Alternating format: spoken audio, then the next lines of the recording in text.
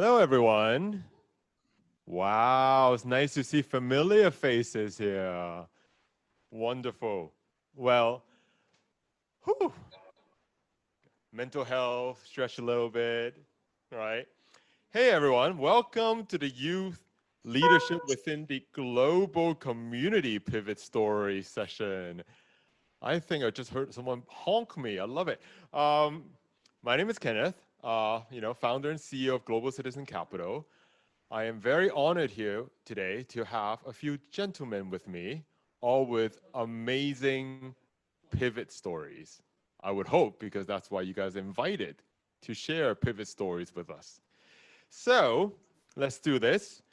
I always like the other person to self-introduce because I think, they would know best.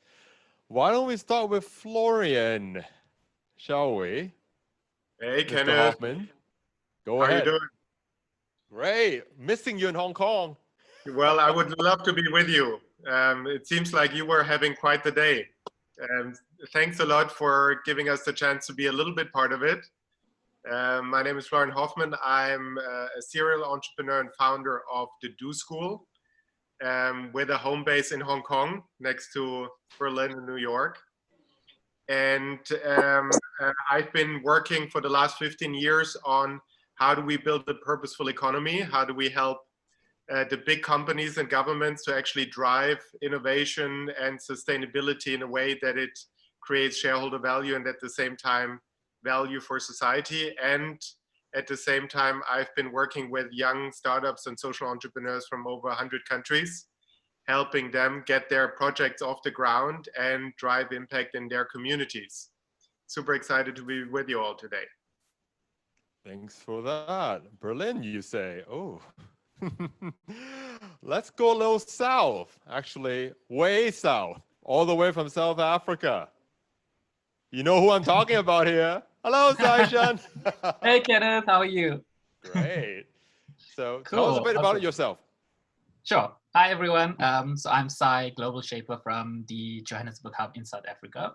So I've been a global shaper for the past 3 years, which has been such a transformative experience. So I'm passionate about youth development, social entrepreneurship, and education. So I've spent the past 2 years working for a nonprofit called the Youth Employment Service. So we are a business-driven collaboration supported by the presidency in South Africa to create 1 million jobs for unemployed youth.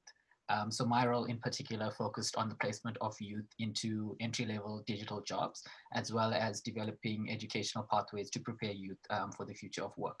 So I'm also an Obama Africa leader, and I'm currently, over the past few months, been working on a service project across 33 African countries to actually help and assist people affected by the virus. I'm super excited to be here with all of you, and look forward to the session ahead.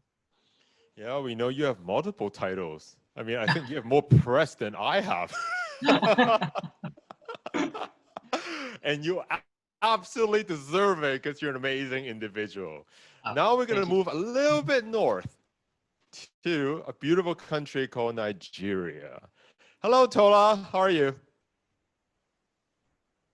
Hey, how are you doing, Kenneth? How are you doing? Great. You obviously have been having a very packed day, so thank you for the opportunity to be part of these conversations with you. My name is Tola Onayemi. I'm the outgoing curator for the Abuja Global Shapers. My day job, I'm the assistant chief negotiator for the Nigerian government. So I was lead negotiator on negotiating the popular African Continental Free Trade Agreement that creates a single market for Africa and creates a market of about $3 trillion. And aside from that, I do a lot of work advising tech startups, governments, private sector people on deals in intellectual property, in trade, in investment, and in transactions more generally. So I'm excited to be part of this conversation and looking forward to it. Thank you. I think when we started the day in Hong Kong, I think all of you are still asleep. So I'm going to give you a bit of catch up. So our chief executive, Ms. Carrie Lam, actually opened the Startup Impact Summit with a very powerful message about how can we empower startups and their founders to create positive social change. right? And if you look at this panel, I think this panel kind of, created in some sense based on what may or may not know about what she's going to speak about. So here we're going to listen to some pivot stories from the three of you, professionally or personally, of how you three as members of WEF and many other amazing organizations decided to change your path to address COVID-19, and in some ways actually came out more resilient than ever. Mr. Hoffmann, you being the educator, educate me and all of us about your pivot story. Oh, that's a high bar, but I can give it a go. So, listen, I think I'm going to weave in the personal and the professional a little bit in terms of talking about the pivot story, and I'm excited to hear from the other members.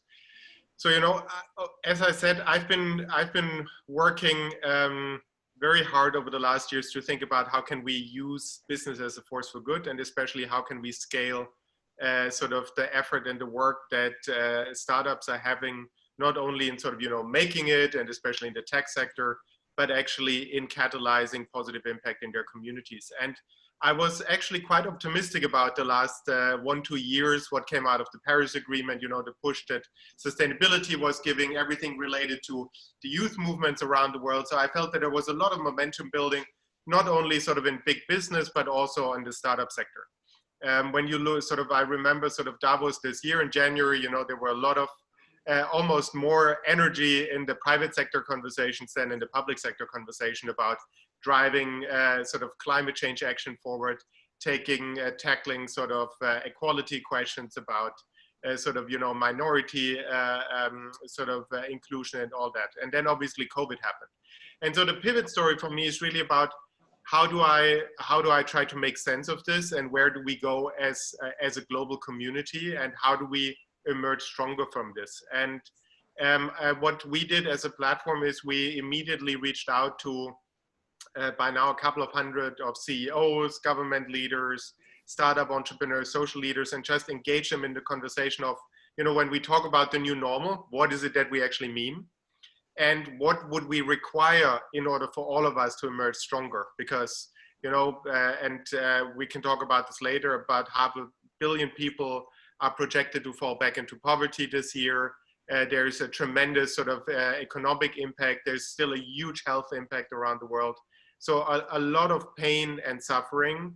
And on the same time, sort of how do we now use this momentum of rebuilding in order to rebuild to something that's hopefully better than what we had before? And I'm now sort of in in month 5, and I'm still sort of, one day I get up in the morning and I'm super positive, and the next one I'm still sort of concerned, because I do feel that there's a tremendous momentum that we see around people feeling that it's now the time to take environmental action, to take social action, to address questions of equality, but at the same time, obviously, are tremendously concerned about the basic economics. And my role in trying to pivot out of this is really to argue that the only way in which we're going to build a new economy that will actually be competitive in the medium term, as startups, as businesses, is if we're addressing the prevalent environmental and social questions. And so for me, the pivot was to say, how can we get out from supporting social startups that are really have the mindset already, to now really trying to advocate more broadly towards all members of our economy, to now take the action in rebuilding out of COVID, to in a way build back for climate change, to build back for better innovation and purpose, and build back for sort of enhancing equality in our societies. Right, and I mean, you basically defined, the 2020 version of impact, right? COVID-19 happened, as you know, when we were at Davos in January, everyone was like, nothing has changed. And a few months later, look at where we are. I mean, just to give you an update in Hong Kong, I mean, we were so good as a community, right? I mean, literally do everything right. And today, guess what? Another big spike, right? So as I said, we all have to be prepared in the long term, how to, you know, combat as a, not as an individual, not as one organization, but an entire community, like you said, of all stakeholders coming together to fulfill a greater purpose. And talking about purpose, you know, I think of Saieshan naturally. You know, you're the guy that we admire, that, you know, who's done a lot for not only the Johannesburg community, but, you know, West Africa, South Africa, you name it. Can you share with us, you know, some of the things that you have been doing, both in your professional and your private lives?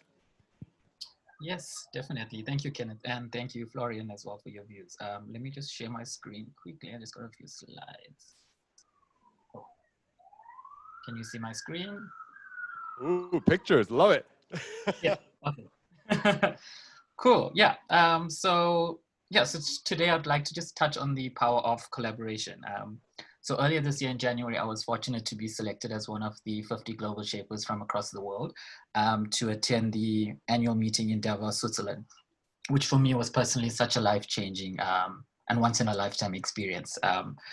But yeah, so more on Davos later, but to touch on the impact. So a short while after Davos had come to a close, Kenneth actually reached out to me on LinkedIn to congratulate me on my participation at Davos. And then, as Kenneth said, fast forward to a few months later, and we were suddenly thrust into a pandemic, which none of us, I guess, even saw coming. So I came across one of Kenneth's posts on LinkedIn, which had shown the Family Mask team delivering face masks to the elderly in Hong Kong. And in South Africa, we had just currently begun our own lockdown period, and face masks were already in very high demand. So just to give you some background about South Africa, so we are one of the most unequal countries in the world. So we have a large majority of the population who live in townships, which are underserved areas where people live in very close proximity to each other. So this makes the global call for social distancing a big challenge for many township residents to adhere to. So, so I decided, together with a few other global shapers, to reach out to Kenneth and his team to see if they could possibly support us by providing some face masks to us. So luckily, Kenneth and his team were grateful enough to accept our proposal, and they provided us with close to 2,000 face masks, which were distributed to the Arabokeng Hospice in Tembisa, Lodium Retirement Home in Pretoria, as well as the Witkoppen Clinic, which is located in the north of Johannesburg. So I think the testimony from one of the elder beneficiaries sums up the collaboration best. So they said that they believe that friends from Hong Kong had lent a helping hand to them all the way in South Africa, which is such a powerful statement showing the power of collaboration across continents. So, so through collaboration and by working together towards a common cause, we were able to help and protect so many lives. So I'm so grateful to Kenneth and the entire Family Mask team for this opportunity, but also thankful to WEF, because if I hadn't been to Davos, I wouldn't have connected to Kenneth. So yeah, I'd like to say thank you so much. Well, again, everyone know this is not a promotional material. I'm just gonna put it out there. But you know, Saieshan, you know, I think that what you said about, again, by the way, how did Florian and I connect, right? How did Tola and I connect? It's because we wanted to make a difference in this COVID world. Somehow between you and I, Family Mask was the, I suppose, the common denominator. With Florian, you know, it's education and promoting what the Do School does all around the different, regions that we all do business, both non-profit and for-profit. Tola, thank you for your patience. You know, you have been sitting there patiently.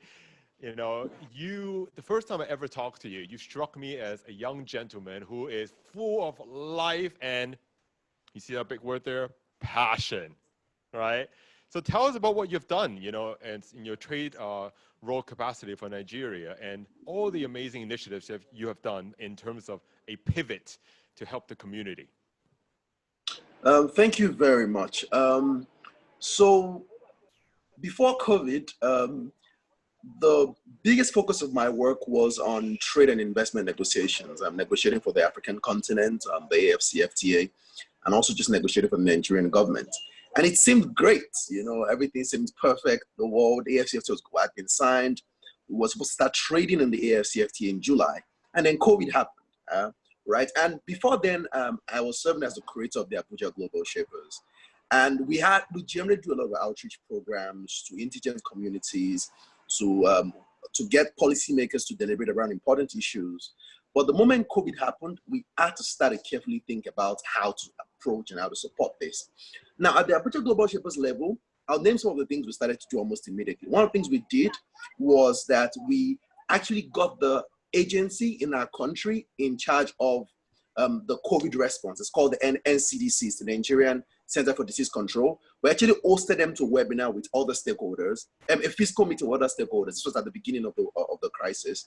And then we had them outline their plans and have stakeholders interact with them to design a plan together. So that's one of the first things we did at the initial stage of the COVID incident. Another thing we did was that we then committed to them to help them create videos for healthcare workers. So basically creating videos for healthcare workers and how to manage the new routines around hygiene, disposal. So we did a fully funded, a video we funded by ourselves for them in consultation with the NCDC. Another thing we did also was public videos for the public on how to cover up the noses and all those other kind of things. Another interesting thing we did was that we then started to notice that businesses were coming into a major decline. So we actually hosted one of the big training organizations in the country to have a free webinar with businesses to help them on how to pivot, how to manage their businesses, how to cut their overheads down in this whole COVID era. Then mental health became the big problem. Everyone started complaining about mental health, people were burning out. So we then did two things. One of the things was we organized a webinar on mental health, coping for young people. And then we actually got an association of mental health workers in the country, consisting of almost 100 of them, to give free toll-free lines where people could call with mental health issues and just have free therapy with them. Then we also worked with the private sector to raise some money for the central bank to support the effort that was going on. And then we then at that point decided that it was also helpful to get food for indigent communities. So we did a lot of work about raising money for food and then giving masks to them. Now, suddenly around that time, one of the global shapers made an introduction between myself and Kenneth. And then he says, this young man all over in Hong Kong has this fantastic company that's doing all this great work. And then one of the things that happened was that you then sent some masks down to us, 2,000 of them also.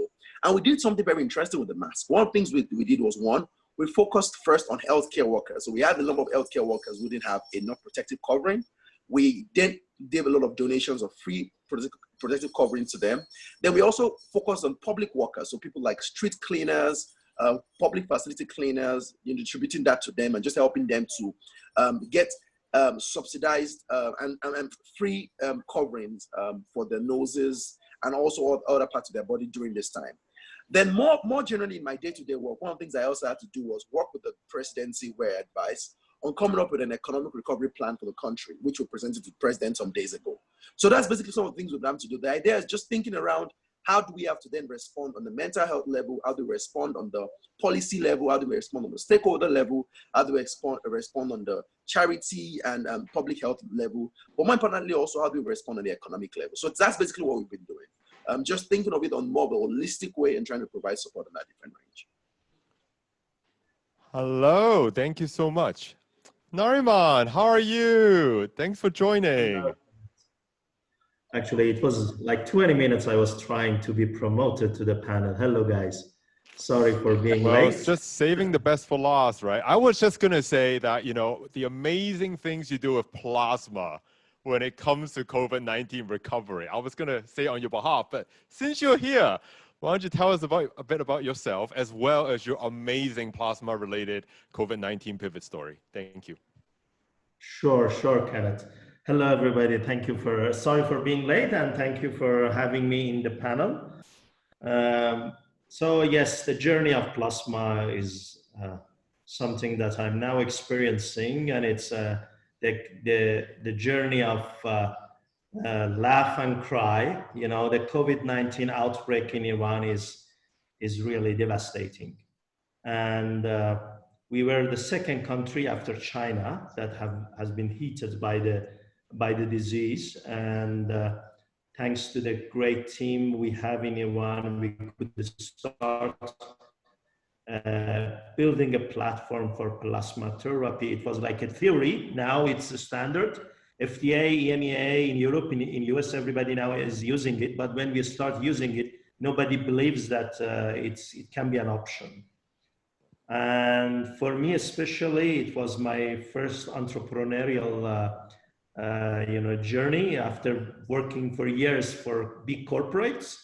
So the second month, I have been heated, start new journey, and I needed to experience everything at the same time. And to your audience, I can say it was amazing. For I didn't even expect in my life that an outbreak can be an opportunity and luck to start a new career to serve people. Happy to have it. I was blessed, I can say. Well, when you mentioned, Iran definitely was, right after China, one of the hardest hit regions. And I think thanks to you and a lot of the community surrounding you, there has been, advancements on how to flatten the curve. Again, very happy you joined us, and apologies for the technical difficulties.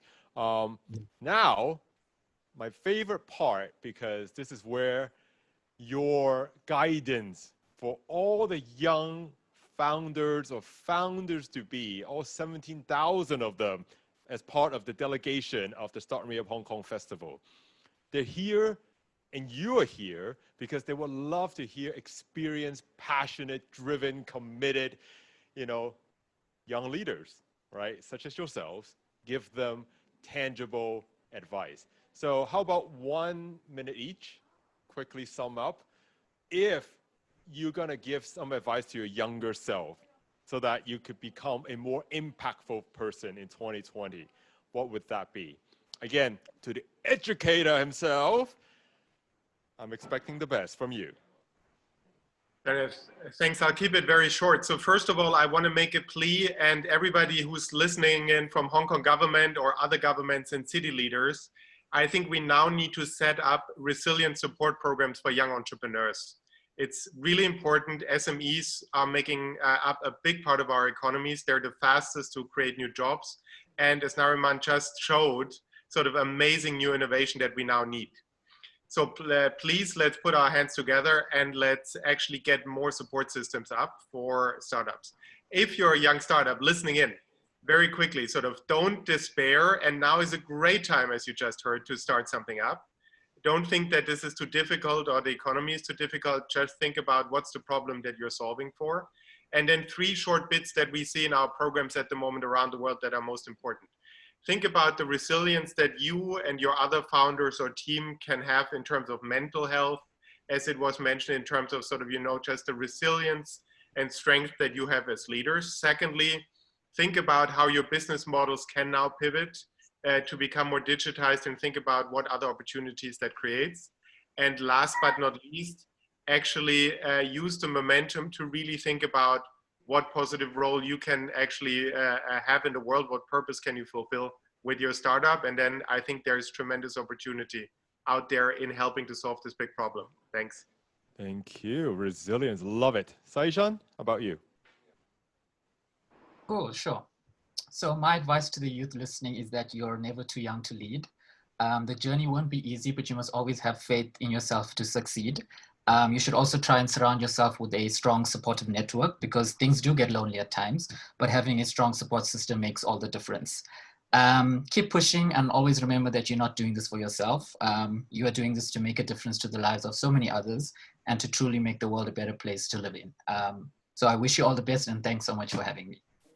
Wow, thank you. Tola? A lot of great things have been said. I'll just say 2-3 things, right? First is, this is a time of uncommon opportunity. Don't forget that. Don't get so carried off and overwhelmed by the interesting things happening everywhere. People are still creating great opportunities and solving great problems. 2 is focus on value.